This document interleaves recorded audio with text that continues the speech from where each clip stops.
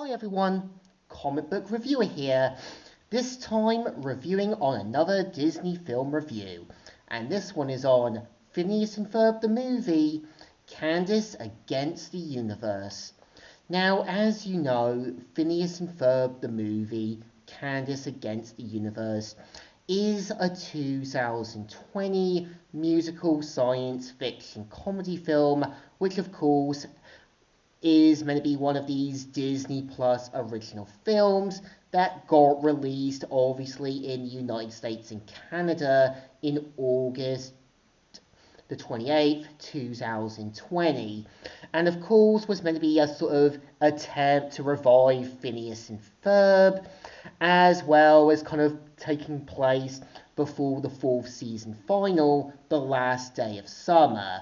And the best way I would say about Phineas and Ferb the movie, Candace Against the Universe, it works as a film, but at the same time, it suffers what I think most revivals or revival attempts tend to do. It suffers when the writer's out of the game, it feels enforced, or a little bit of this trying to fit into a tone that the audience simply have no idea on how to sort of process what the writers were thinking.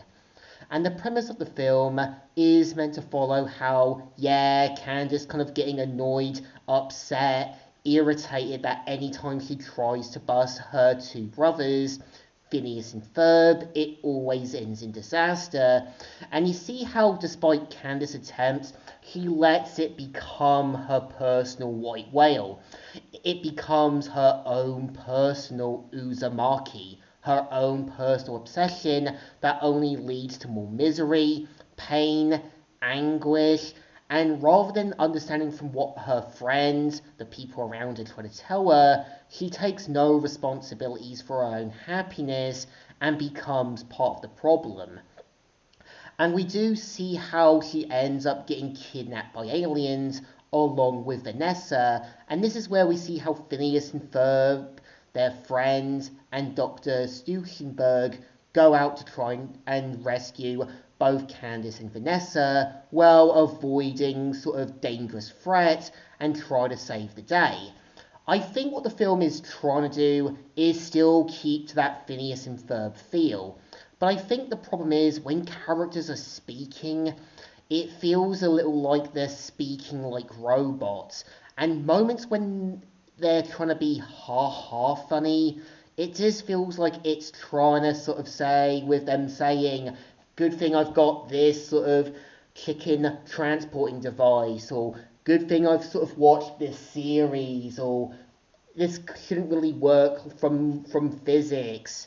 And I think this happened the same with Velma, because you can tell Velma wants to be ha-ha funny, but because of how the writing and how things were being handled, it really just feels like the comedy felt bland. It felt like they wanted to be sort of relatable funny, but it doesn't work. It feels like they are trying to still keep to that typical Phineas and Ferb humour, but it just feels out of place.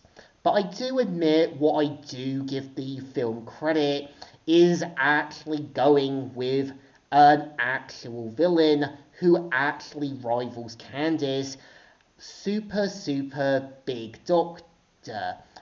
And of course, I think having Ali Wong voice her really just shows you how much they found an actress who needed to match Ashley Tisdale for Candace. Both of them are meant to be egotistical. Both of them are meant to believe that they're in the right all the time. The only difference is Candace can learn from her mistakes. She knows when not to go too far. I think the point of super big doctor is the opposite. She obviously lets her ego get the better of her. She thinks she's in the right all the time. And I think that was the point of her character. She knows how to use her own past on Candace. She knows how to use it to get what she wants, and plays on it obviously like a hook with a fish, and she's smart. I think what the film is trying to do is still trying to be this relatable humour. It's trying to still kind of show people we can do Phineas and Ferb. Give us another chance. But I think the problem is, if a show ends on a good note, or if it feels like there's no reason to continue it, I think sometimes it's best to leave it alone. And a lot of the time, revivals aren't needed because a lot of the time they are going to feel out of place, they aren't going to work, and some of the time, characters just don't feel like what they should do, and it's just trying to continue a story that has no reason to be continued.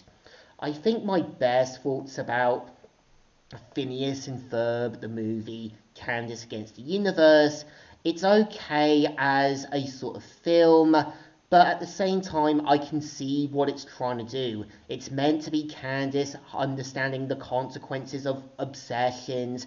It's meant to show her finally now seeing she was part of the problem.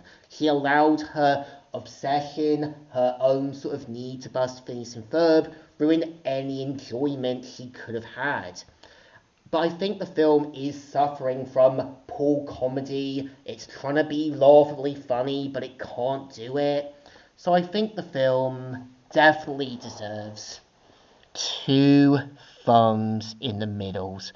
Kind of alright, kind of okay, despite a weak script. So, Comic Reviewer here, signing out.